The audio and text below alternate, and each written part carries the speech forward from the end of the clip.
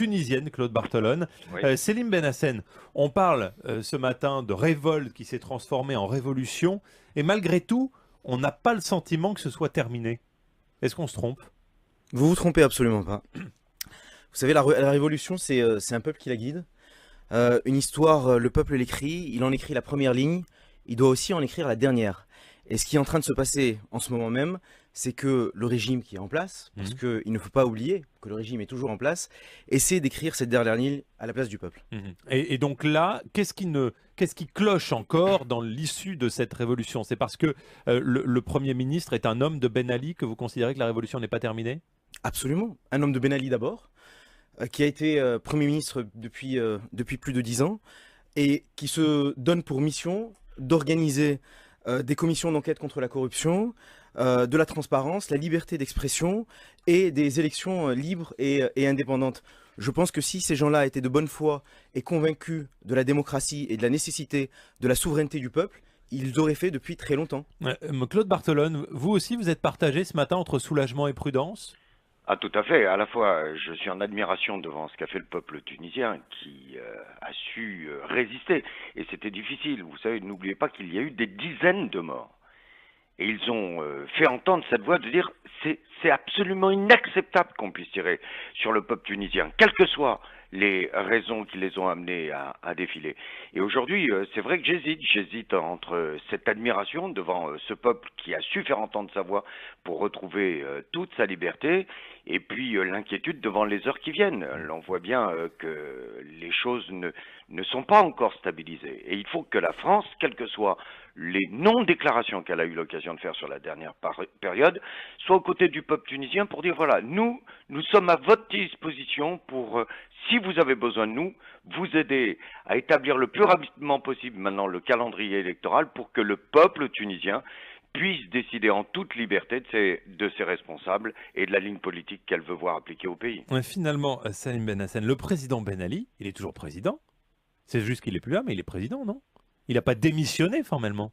Oui, non, si vous voulez, il y a une vraie polémique autour d'un point de droit qui est de savoir si l'empêchement de M. Ben Ali est provisoire ou absolu. Vous savez, on connaît bien l'histoire, on connaît bien l'histoire politique.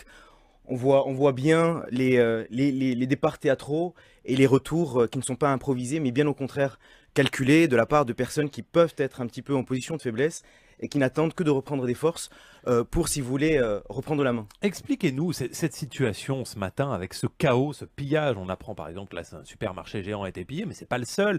On entend des témoignages de Tunisiens qui disent on vit barricadés chez nous avec des cadenas, des bâtons pour se protéger. Pourquoi cette situation de chaos et de pillage? Parce que la police n'est plus là? Non, parce que vous avez eu, pendant 23 ans, un climat qui a été un vrai climat de terreur, qui a été un vrai climat d'étouffement. Et si vous voulez, moi je ne suis absolument pas surpris par ce qui se passe en ce moment. Parce qu'un peuple qui a vécu dans des conditions aussi difficiles ne peut pas réagir autrement. Et aujourd'hui, c'est une autre manière de manifester son ras-bol.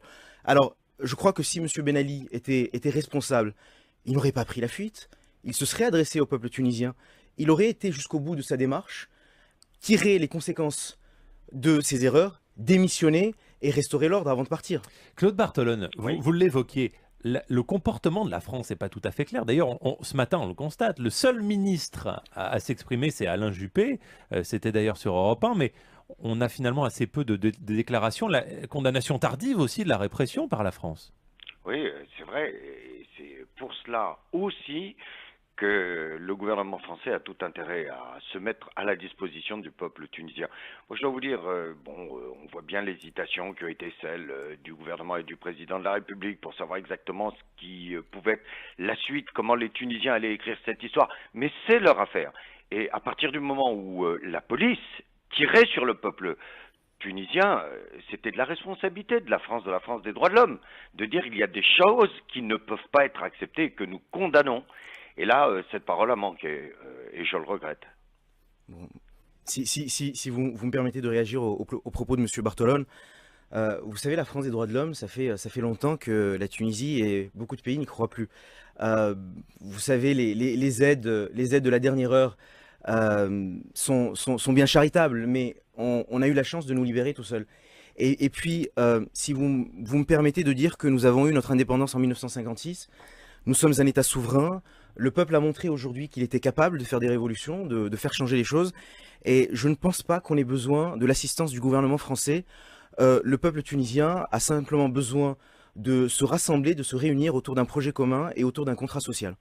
Est-ce que... Ça, c'est quelque chose qui est extrêmement important, hein, parce qu'il ne faudrait pas que dans la période qui s'ouvre, on laisse la moindre trace à une espèce de néocolonialisme s'installer. Hein. Le peuple tunisien a son avenir entre les mains, Ouais. et je le dis, la seule chose qui doit être l'attitude du gouvernement français, c'est de dire, si jamais on fait appel à nous, on est à la disposition du peuple tunisien, mais rien qui puisse ressembler, notamment à un pays qui a quand même les gènes du colonialisme dans son histoire, rien qui puisse ressembler à du néocolonialisme. Salim Benhassen, un dernier mot. Vous êtes jeune, vous avez la trentaine, vous êtes un des leaders de l'opposition, vous avez fait Sciences Po à Paris. C'est quoi votre ambition à vous aujourd'hui? C'est de faire la politique? Notre ambition, De c'est... retourner là-bas? Notre ambition... Votre ambition à vous? Personnelle, vous voulez Oui. dire. C'est une ambition citoyenne, c'est-à-dire je suis, comme tous les autres citoyens, j'ai été privé à la fois d'une histoire et j'ai été privé d'un pouvoir. J'ai été privé d'une histoire nationale collective parce qu'aussi bien Habib Bourguiba que Ben Ali nous ont fait penser qu'ils avaient écrit l'histoire pour nous. Et ça, nous l'avons refusé et nous continuons à le refuser. Et puis, on nous a privés de notre politique, c'est-à-dire qu'on nous a privés de décider collectivement de notre sort. Et moi, un citoyen parmi d'autres, ce que je veux faire, je veux contribuer Mais vous à voulez... écrire... Non, mais, pas de Attendez, langue de bois, attendez. vous êtes ministre, vous voulez de quoi? Vous voulez faire quoi? La politique, ce sont des Non, postes... mais là, vous avez une porte ouverte. C'est quoi ce matin? Non, Pour vous, jeunes opposants, c'est un appel d'air? Vous avez des rêves? Vous avez quoi? Vous savez, vous êtes en train de voir la politique un petit peu comme on l'a fait en France. Vous avez la chance de vivre dans une démocratie. Nous, on a tout à construire. Et aujourd'hui, il faut avoir la modestie de dire que parmi d'autres, on veut construire notre pays et notre destin. Et c'est mes convictions les plus profondes. Et les Comment plus vous sincères. réagissez, Claude Barthelone, vous, en tant qu'homme politique, quand vous entendez ce jeune homme?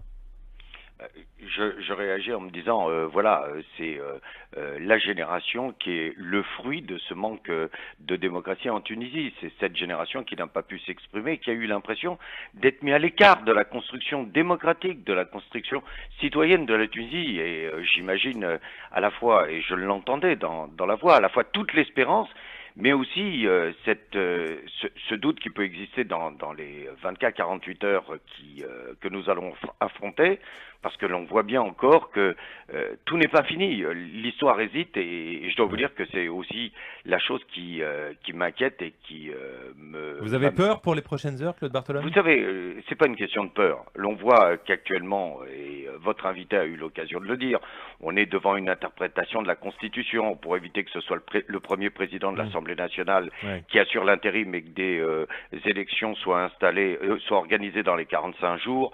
On a cet habillage, Ben Ali s'est éloigné, du coup c'est le Premier ministre qui assure l'intérim. Donc on voit bien qu'il y a même institutionnellement une position qui n'est pas stabilisée. Quelles vont être les actions aujourd'hui? Comment vont-ils réussir à donner la parole à l'opposition pour se mettre d'accord sur un calendrier électoral et l'organisation de ces élections? Claude Barthelone, est-ce que vous êtes soulagé, est-ce que vous êtes rassuré que la France n'ait pas accueilli Ben Ali? Vous voyez, d'abord, je vais vous dire une chose. Jamais je n'ai pensé que M. Ben Ali allait mettre les roues de son avion en France. Parce que nous avons une justice trop libre. Nous avons trop de mouvements qui relèvent des droits de l'homme. Et M. Ben Ali sait qu'il risque de se retrouver devant les tribunaux. Mais là-dessus aussi, j'aurais souhaité que la France puisse dire, voilà, nous mettons à la disposition du peuple tunisien. S'il souhaite que nous l'accueillons, et si ça peut faciliter les choses, nous le ferons. Ou sinon, il n'y a aucune raison de l'accueillir. Et je vais vous dire, pour lui, il a choisi un pays à bon escient pour essayer de se protéger des actions juridiques qu'il aura à connaître dans les prochaines semaines et dans les prochains mois. Salim Benhassen, est-ce que vous espérez que Ben Ali sera jugé? En politique, on n'espère pas. On se donne les moyens de faire les choses. Et de ce point de vue, j'aimerais rappeler la responsabilité du Premier ministre devenu président par intérim, qui a, d'une certaine manière, organisé la fuite de M. Ben Ali. Parce qu'on l'oublie, c'est-à-dire que ce monsieur vient s'adresser au peuple tunisien en nous disant « je vais vous organiser des élections et je vais vous redonner votre liberté ». Cette personne est responsable de la fuite de Ben Ali parce qu'on aurait aimé juger M. Ben Ali en Tunisie et par des Tunisiens.